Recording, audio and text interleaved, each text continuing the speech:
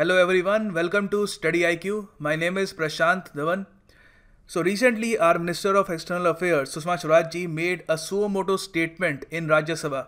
She informed the entire nation that all the 39 Indians who went missing in the war-torn Iraqi city of Mosul in 2014 are now dead. Of course, this was a very sad news for the nation. But we need to understand over here that did the government handle this whole situation carefully? Because clearly the government for a very long time kept on denying the fact that these 39 Indians are now dead, and even in many occasions they said that they can be alive as well. So in this video we will understand why the government is facing a lot of criticism for the handling of the entire situation, and should the government be blamed or not. We will also shed some light on the situation in Iraq, how many people in Iraq have been killed so far, and why is ISIS still present in Syria and Iraq. So a lot to know, a lot to discover. Let's start. And to all of our new viewers, I would like to tell you guys that StudyIQ's pendrive and tablet courses are available for various exams like SSC, Bank, RBI Grade B, UPSC. So visit StudyIQ.com or call these numbers over here to order the course of your choice and start studying from home. So what exactly happened? As you know, many Indians, Pakistanis and Bangladeshis in the quest for better wages work in the Middle Eastern countries because there is a shortage of workforce in the Middle Eastern countries. So they tend to hire workers from India, Pakistan and Bangladesh, and this has been going on for decades now. What happened in 2014 was some Indian workers that were working on a construction site in the city of Mosul, Iraq, they were kidnapped by ISIS, the Islamic State of Iraq and Syria. This terrorist group kidnapped them, and since then, since 2014, the Indian government has not been in touch with these workers, these 39 workers. So recently, after 4 long years of hope for the family of the Indian construction workers kidnapped by ISIS in 2014 from Iraq city of Mosul, our External Affairs Minister revealed that the 39 workers are now killed and they were buried in mass graves. Now before we go further and understand what happened over here, let's just understand where is Iraq and where is Mosul. So as you can see, this is India. If we have to go to Iraq, we will have to go westwards. So after crossing Pakistan, Afghanistan and Iran, we will reach Iraq. You can see that Iraq shares border with a lot of countries like Syria, Turkey, Iran, Saudi Arabia and Jordan. And Islamic State for a very long time was operating right here. And over here in the northern side of Iraq, you will see the city of Mosul. You can see that it also borders Turkey. That is why recently in the year 2018, you must have heard that Turkey has now entered the war as well. And now the Turkish army is fighting all the forces over here. It is because Turkey has direct access to the northern part of Iraq and Syria right over here. Now let's understand where ISIS was present in 2015 and where is it present now. Now this is a really good map of ISIS's influence in the region. You can see this country right here. This is Syria. This entire country, it is Syria, and this country over here, it is Iraq. And you will also see that there are 2 shades of color here. One is light red. The second one is dark red. The light red color here represents ISIS's influence in 2015, and the dark color represents the control of ISIS in 2018. So as you can see, in 2014 when the Indian workers were kidnapped by ISIS, Mosul was under the control of ISIS.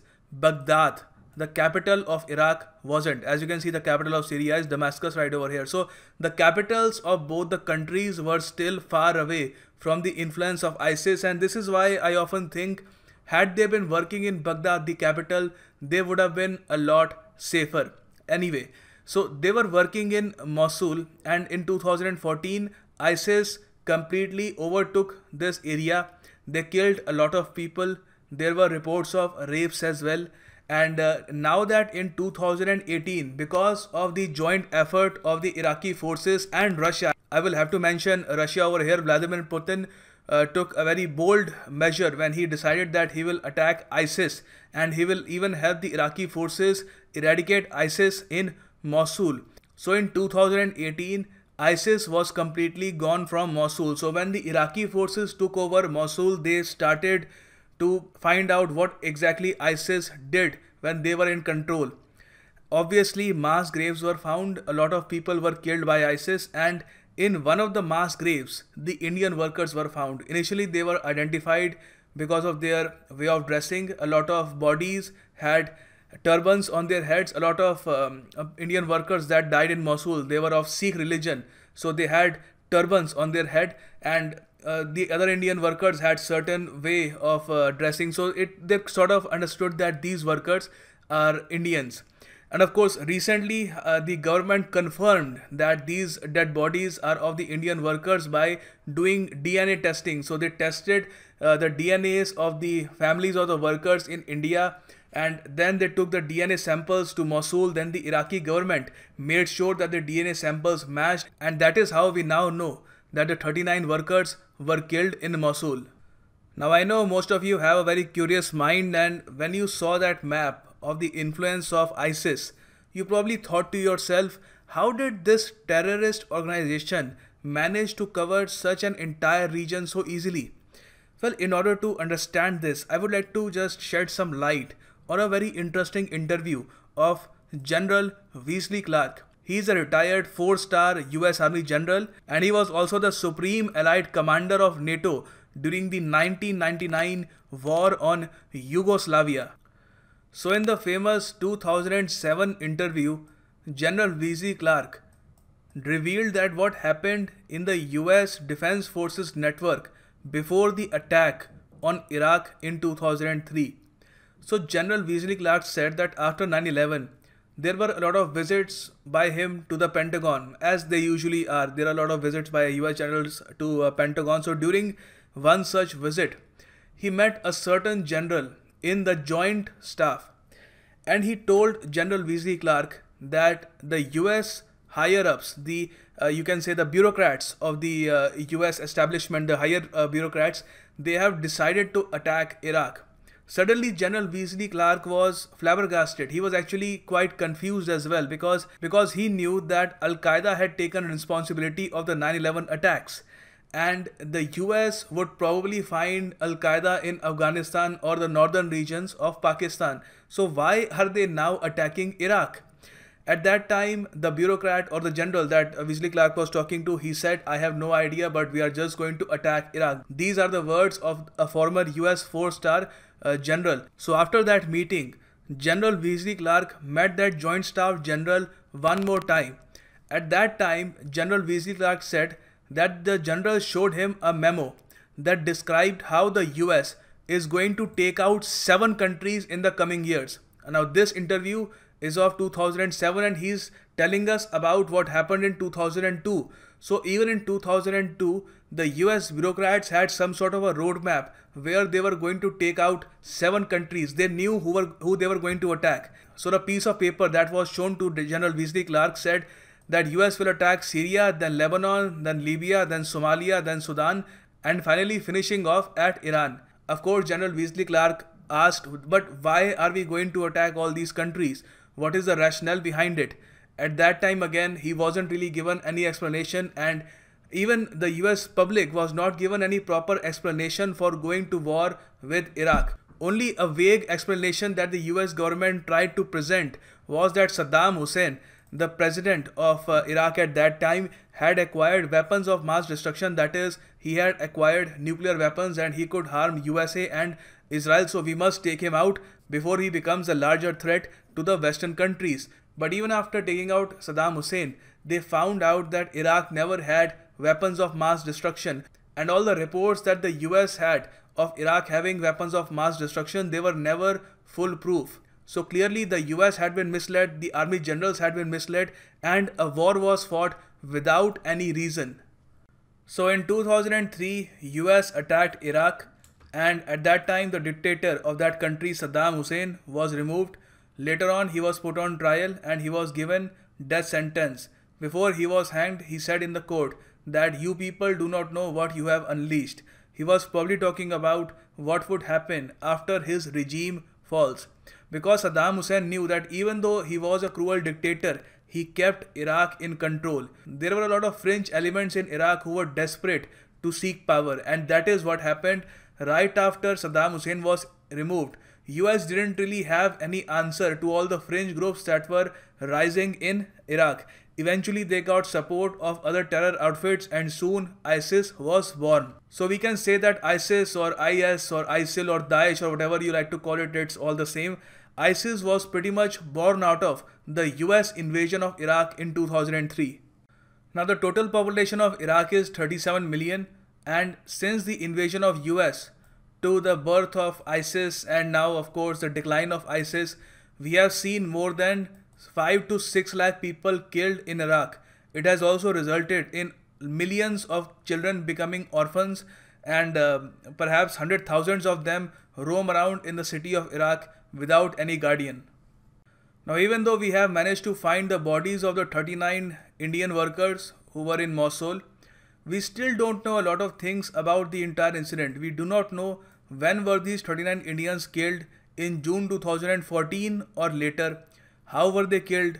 Did ISIS kill them or some other organization? We don't really know, because a lot of bombing was being done in Mosul as well, so we don't really know what happened.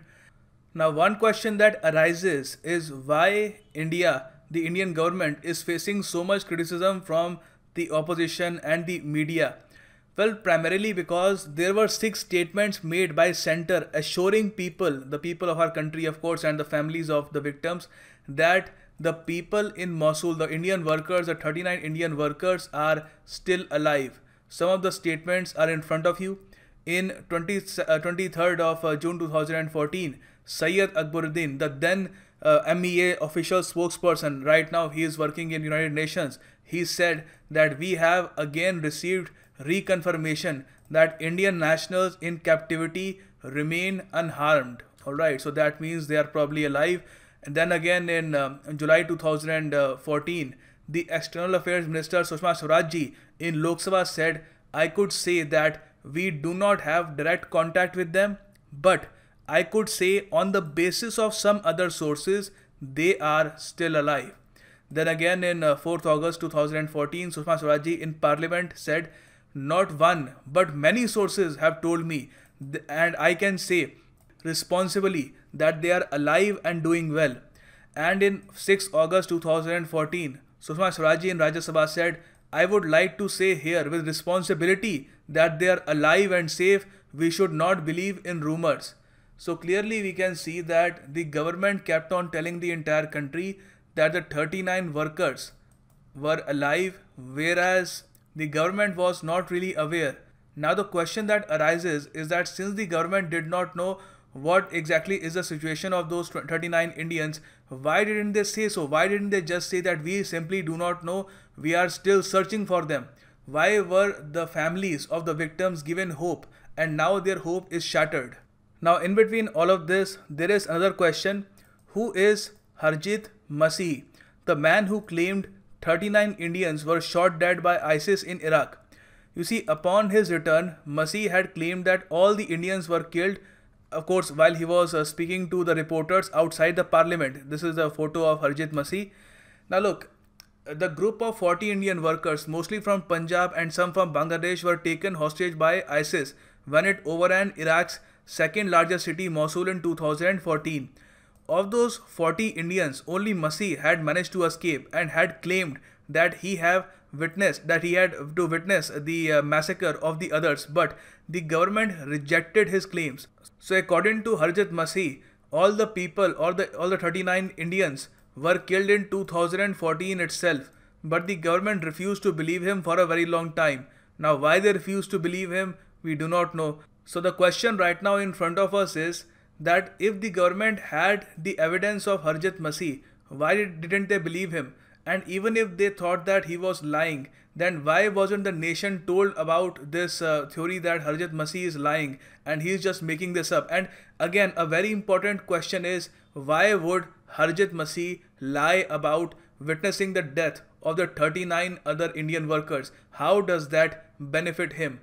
Again, the opposition party is saying that the government kept on delaying the announcement of the death of the 39 Indian workers so that they could get some advantage in elections, because they wanted to be seen as a powerful government in overseas affairs.